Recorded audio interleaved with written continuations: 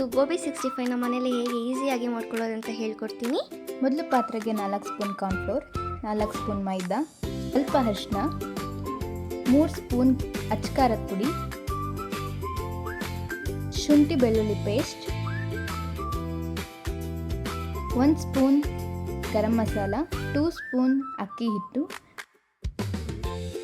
ರುಚಿಗೆ ತಕ್ಕಷ್ಟು ಉಪ್ಪು, 1 ಸ್ಪೂನ್ ಎಣ್ಣೆ ಹಾಕಿ ಎಲ್ಲ ಹೊಂದೋ ಹಾಗೆ ಕಲಸಿ.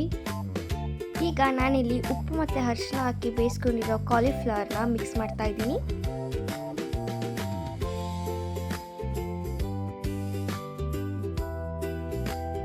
ಈಗ ಸ್ಟವ್ ಮೇಲೆ ಕಡಾಯಿನ ಇಟ್ಟು ಅದಕ್ಕೆ ಎಣ್ಣೆ ಹಾಕ್ತಾ ಇದ್ದೀನಿ. ಎಣ್ಣೆ ಜಾಸ್ತಿ ಹೀರ್ಕೋಬಾರ್ದು ಅಂದರೆ ಸ್ವಲ್ಪ ಕಲ್ಲುಪ್ಪನ್ನು ಬೆರೆಸ್ಕೋಬೇಕು.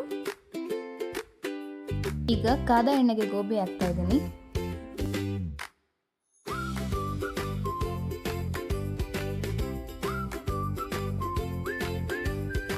ಗೋಬಿ ಕ್ರಿಸ್ಪಿ ಆಗೋವರೆಗೂ ಬೇಯಿಸ್ಕೋಬೇಕು.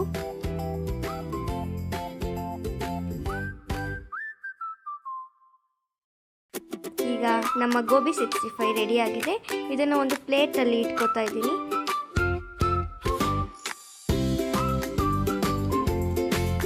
ಟೇಸ್ಟಿ ಮತ್ತು ಈಸಿಯಾಗಿ ಮಾಡೋ ಗೋಬಿ 65 ಸವಿಯಲು ಸಿದ್ಧ.